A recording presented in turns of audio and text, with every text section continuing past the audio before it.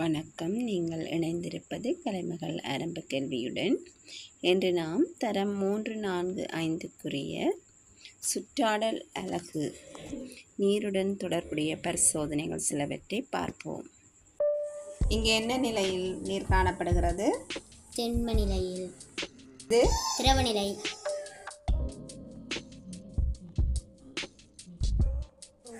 இது வாயு நிலை. இங்கே நீர் ஆவியாகி படிந்திருக்கிறத பார்க்கலாம். வாயு நிலையில் காணப்படுகிறது. இவ்வாறு நீரானது திண்மம், திரவம், வாயு என 3 நிலையில் காணப்படும். தொடர்ந்து நீரின் திண்ம நிலையான பனிக்கட்டி தொடர்பான சில பரிசோதனைகளை பார்ப்போம். இதற்காக நான் சில வெற்று குவளைகளை எடுத்துள்ளேன். பார்த்து கொள்ளுங்கள். இந்த குவளைகளுக்குள் எதுவும் இல்லை. அதே நேரம் பனிக்கட்டி, சாதாரண நீர், கொதிநீரை எடுத்திருக்கிறேன். இந்த வெற்று குவளைகளுக்குள் பனிக்கட்டியை இடுகிறேன். பார்த்து கொள்ளுங்கள். 3 குவளைகளுக்கும் பனிக்கட்டியை இடுகிறேன்.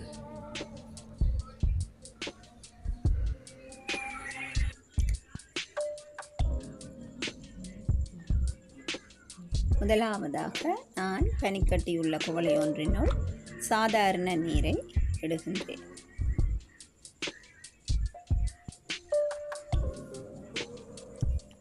அடுத்ததாக பனிக்கட்டியுள்ள குவளை ஒன்றுக்குள் சுடுநீர், அதாவது கொதிநீரை இடப்போகின்றேன். பார்த்து கொள்ளுங்கள். கொதிநீரை இந்த பனிக்கட்டியுள்ள குவளை 2வது குவளைக்குள்ளே விடுகிறேன். பாருங்கள்.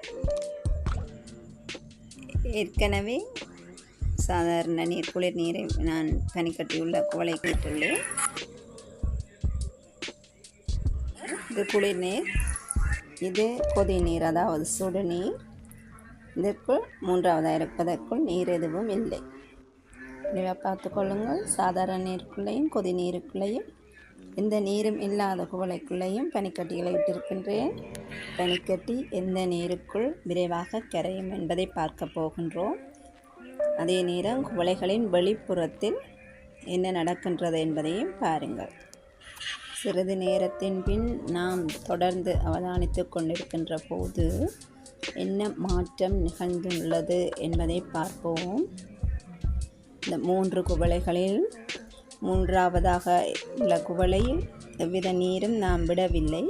அந்த குவளையில் போட்ட பனிக்கட்டி ஓரளவு அப்படியே நாங்கள் போட்டதிலிருந்து சிறிது மாற்றத்தோடு அப்படியே இருக்கின்றது.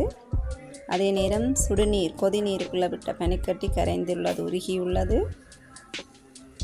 சாதாரண நீரில் இடப்பட்ட பனிக்கட்டி ஓரளவு கரைந்துள்ளது. அந்த பனிக்கட்டி மிதந்து கொண்டிருப்பதை பாருங்கள். இன்னொரு அவதானத்தை நோக்குவோம். இந்த பனிக்கட்டி இடப்பட்ட குவளையின் வெளிப்புறத்தில் பாருங்கள், நீர்த்துளிகள் படிந்திருக்கின்றன. வடிவாக பார்த்து கொள்ளுங்கள். அதே நேரம் கொதிநீர் இடப்பட்ட குவளையிலும் நீர்த்துளிகள் படிந்திருக்கின்றன. ஏற்கனவே பனிக்கட்டி போட்ட நாங்கள் அதே நேரம் அது கொதி நீராவி, அப்போ நீராவி. அதே நேரம் சாதாரண நீரிலும் போட்டோம் பனிக்கட்டி, அந்த குவளையிலும் பனித்துளிகள் படிந்திருக்கின்றன, நீர்த்துளிகள் படிந்திருக்கின்றன. இதற்கு காரணம் வளிமண்டலத்தில் உள்ள நீர்தான் இந்த குவளைகளில் படிந்துள்ளது.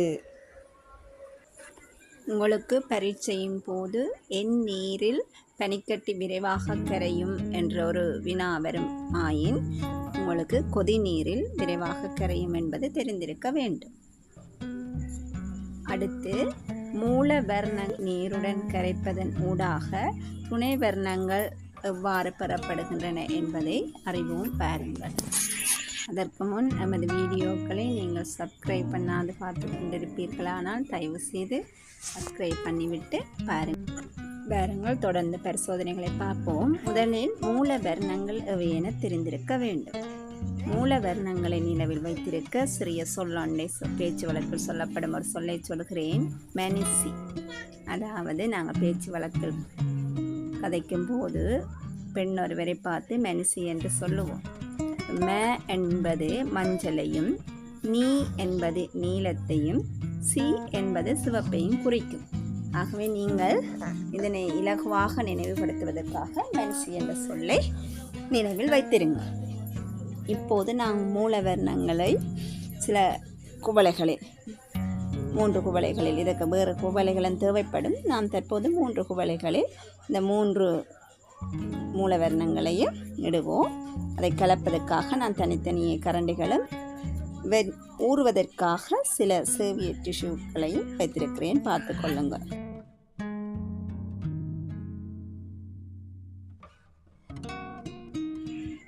முதலில் நான் இந்த 3 குவளைகளிலும் நிறத்தை கலப்பதற்காக நீரை இடுகின்றேன்.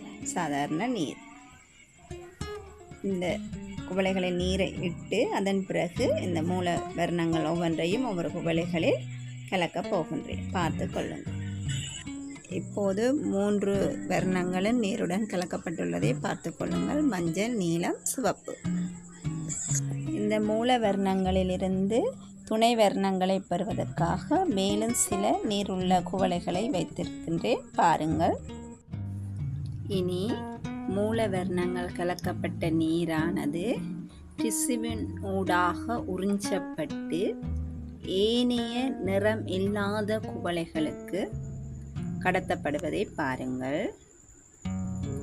அப்போது இந்த மூல வர்ணங்களிலிருந்து துணை வர்ணங்கள் உருவாகும். இதை நீங்கள் செயற்பாடுகளின் ஊடாக பார்க்க போகிறீர்கள். வடிவாக பாருங்கோ.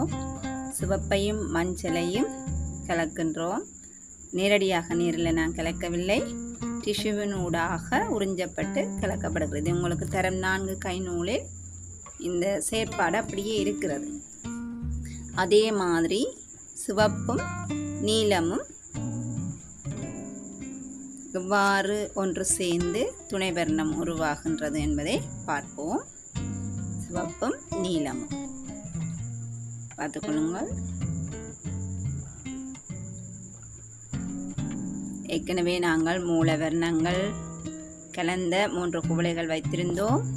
இந்த மூல வர்ணங்களிலிருந்து துணை வர்ணங்கள் எவ்வாறு சேருகின்றன என்பதை பார்ப்பதற்காக ஏனைய குவளைகளில் நீரை இட்டு வைத்திருக்கின்றோம். நீரின் ஒரு இயல்பு உறிஞ்சக்கூடிய தன்மையுடையது.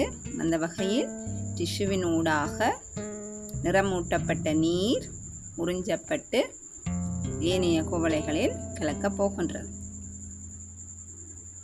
இனி நாங்கள் நீலமும் மஞ்சள் சேர்ந்தால் என்ன துணை வர்ணம் பெறுகின்றது என்பதை பார்க்க போகின்றோம். தொடர்ந்து அவதானித்துக் கொண்டிருங்கள்.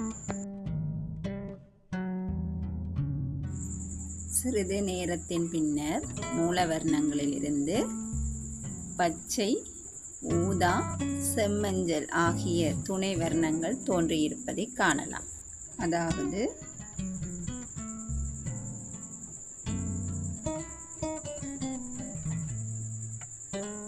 நீலமும் மஞ்சளும் சேர்ந்து பச்சை நிறமும், சிவப்பும் மஞ்சளும் சேர்ந்து செம்மஞ்சள் நிறமும், சிவப்பும் நீலமும் சேர்ந்து ஊதா நிறமும் தோன்றியிருப்பதை காணலாம்.